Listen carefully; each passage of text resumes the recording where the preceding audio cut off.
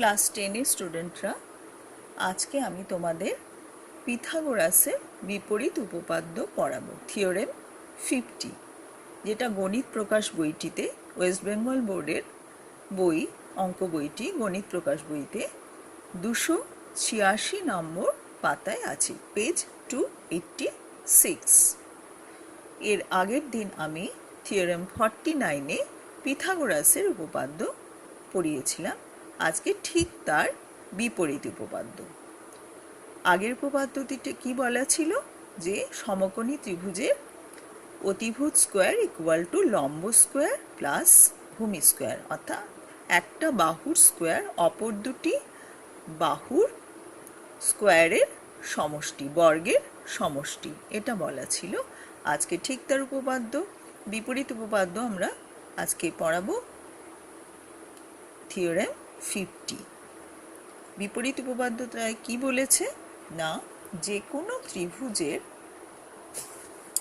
একটি বাহুর ওপর বর্গক্ষেত্রের ক্ষেত্রফল অপর দুই বাহুর উপর অঙ্কিত বর্গক্ষেত্রের ক্ষেত্রফলের সমষ্টির সমান হলে প্রথম বাহুর বিপরীত কোণটি সমকোণ হবে।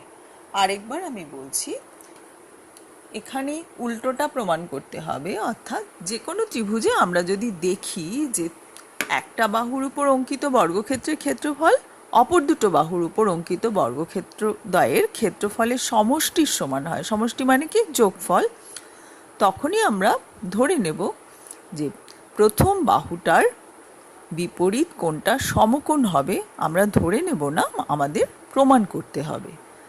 এটাই হচ্ছে পিথাগোরাসের বিপরীত উপপাদ্য। তো আমরা প্রথমে ছবি এঁকে ব্যাপারটা ব্যাখ্যা করব যে আমাদের কি বলা আছে, অর্থাৎ প্রদত্ত কি, উপপাদ্যতে কি প্রদত্ত আছে সেটা আমাদের আগে প্রথমে ভালো করে বুঝে নিতে হবে। তারপরে সেটা প্রমাণ করার জন্য আমাদের অঙ্কন করতে হবে এবং তারপরে আমরা যুক্তি দিয়ে প্রমাণ করব। ঠিক আছে, তাহলে আমরা শুরু করি। প্রথমে দেখো, বাদিকের এই ত্রিভুজটি ABC ত্রিভুজ। এই ত্রিভুজের কি বলে দিয়েছে, একটা বাহুর উপর অঙ্কিত বর্গক্ষেত্রের ক্ষেত্রফল, ধরা যাক সেটা হচ্ছে AB। ABর উপর অঙ্কিত বর্গক্ষেত্রের ক্ষেত্রফল কি হবে, ABর স্কোয়ার। বলা আছে যে AB স্কোয়ার ইকুয়াল টু হচ্ছে অপর দুটো বাহুর উপর অঙ্কিত বর্গক্ষেত্রের ক্ষেত্রফলের সমষ্টির সমান। তাহলে AB স্কোয়ার ইকুয়াল টু কি হবে, AC square plus BC square. এটাই আমাদের বলে দেওয়া আছে। এখান থেকে কি প্রমাণ করতে বলেছে, যেহেতু AB স্কোয়ার হচ্ছে অপর বাহু দুটোর বর্গক্ষেত্রের ক্ষেত্রফলের সমষ্টির সমান, তাই AB বাহুর বিপরীত কোণটা সমকোণ হবে, এটা আমাদের প্রমাণ করতে হবে। অর্থাৎ সি বিন্দুতে কোণটা, এই কোণটার নাম কি, ACB। ACB কোণ এক সমকোণ প্রমাণ করতে হবে। আরেকবার বলছি, আমাদের দেওয়া আছে, অর্থাৎ প্রদত্ত হচ্ছে AB square equal two AC square plus BC square, এটা আমাদের দেওয়া আছে। আর সেখান থেকে প্রমাণ করতে হবে ACB কোণ সমান সমান এক সমকোণ। এই প্রমাণটি করার জন্য আমাদের অঙ্কনের প্রয়োজন আছে। আমরা অঙ্কনটা কি করছি দেখে নাও। আমরা ঠিক এর ডান দিকে আরেকটা ত্রিভুজ আঁকছি। সেই ত্রিভুজটা কিভাবে আঁকছি না, আমাদের আগের ত্রিভুজটির যে ভূমি CB তার সমান করে এখানেও এই ত্রিভুজটারও ভূমি আঁকছি, FE। এই সরলরেখাংশটা এঁকে ফেললাম কার সমান করে, এই CB বাহুর সমান করে। এইবার কি করছি, F বিন্দুতে একটা লম্ব অঙ্কন করছি।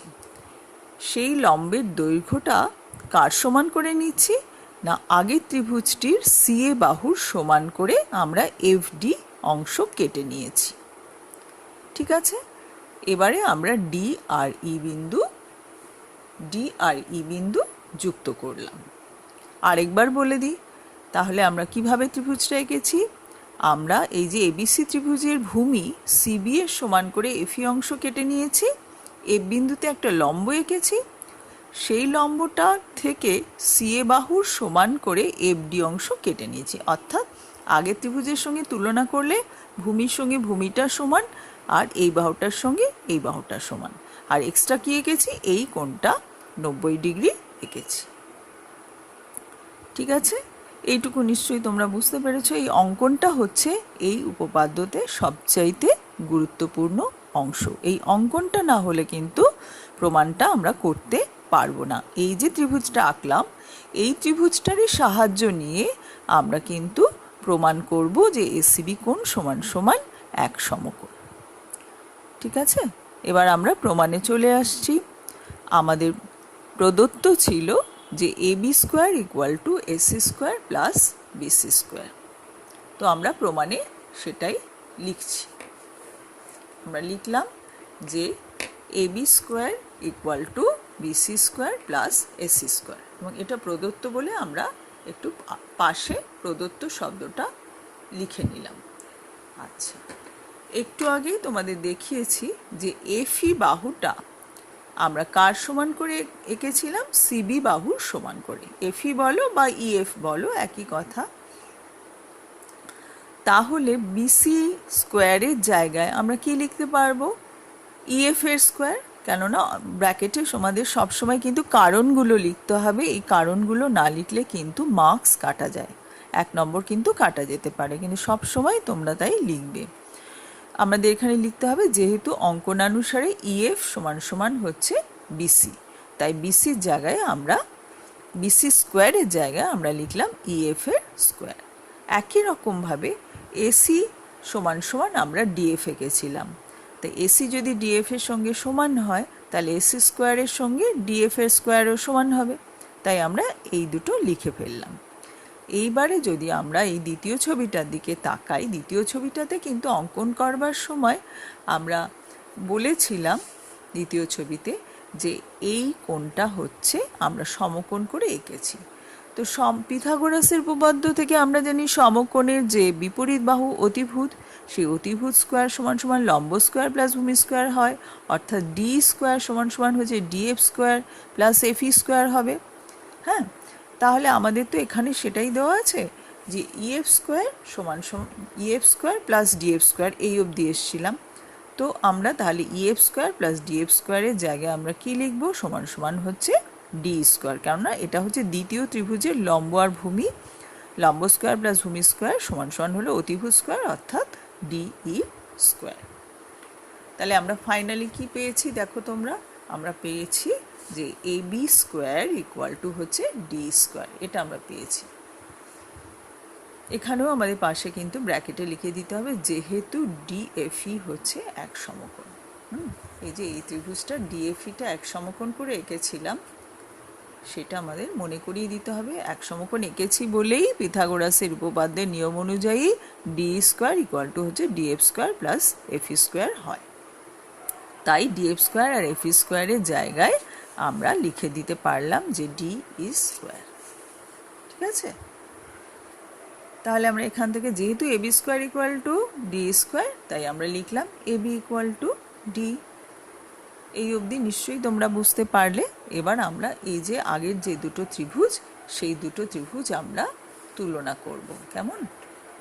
আচ্ছা, তুলনা করতে গিয়ে আমরা একটা জিনিস দেখেছি যে আমরা যখন অঙ্কন করেছিলাম তখনই আমরা কিন্তু দুটো বাহুকে দুটো বাহুর সঙ্গে সমান করে এঁকেছিলাম। ভূমিটাকে এই যে সিবির সঙ্গে সমান করে এফি এঁকেছিলাম, আর সিএ বাহু সমান করে এফডি এঁকেছিলাম। কাজে যখন এই দুটো ত্রিভুজ তুলনা করব, কাজে এই দুটো বাহু সমান আগে থেকেই বলে দেবো অঙ্কন অনুসারে। আর আমরা এইমাত্র প্রমাণ করলাম যে এবি সমান সমান হচ্ছে ডি, তাই লিখে দিলাম এবি সমান সমান ডি। তাহলে আগে থেকে দুটো বাহু সমান করেই আমরা এঁকেছিলাম, আর আমরা প্রমাণ করেছি যে এবি সমান সমান ডি। তাহলে আমরা দেখতে পাচ্ছি এই দুটো ত্রিভুজের, এবিসি ত্রিভুজের 3টে বাহু এই ডি এ ত্রিভুজের 3টে বাহুর সঙ্গে সমান। তো আমরা সর্বসমতার ত্রিভুজের সর্বসমতার যে সূত্র পড়েছিলাম, সেখানে আমরা এসএসএস বলে একটা সূত্র পড়েছিলাম। সেই এসএসএস সর্বসমতার শর্ত অনুসারে ত্রিভুজ দুটো সর্বসম হলো। এবার দুটো ত্রিভুজ সর্বসম হলেই কি হয়, অনুরূপ কোণগুলো সমান হয়। অনুরূপ কোণ মানে কি? অনুরূপ কোণ মানে হচ্ছে সমান সমান বাহুর বিপরীত কোণগুলো সমান হবে, সেই কোণগুলোকেই আমরা অনুরূপ কোণ বলি। সমান সমান বাহু, এখানে দেখো এবি সমান সমান ডি ছিল, তাহলে এবি বাহুর উল্টো দিকের কোণ কি? এসিবি। এসি বিন্দুর কোণটা এসিবি। আর এবি বাহুর সঙ্গে কোন বাহু সমান ছিল এই ত্রিভুজের? ডিই বাহু সমান ছিল। ডি বাহুর উল্টো দিকের কোণ কি? এফ বিন্দুতে কোণটা, এই কোণটার নাম কি? ডিএফই।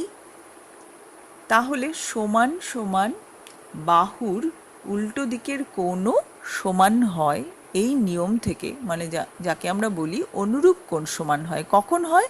যখন দুটো ত্রিভুজ সর্বসম প্রমাণ করা হয়। আগে কিন্তু আমাদের ত্রিভুজ দুটো সর্বসম প্রমাণ করে নিতে হবে, তারপরে আমরা কিন্তু বলতে পারবো যে অনুরূপ কোণ সমান হয়। এটা কিন্তু গুলিয়ে ফেলবে না, এটা অনেকে পরীক্ষার খাতায় গুলিয়ে ফেলে।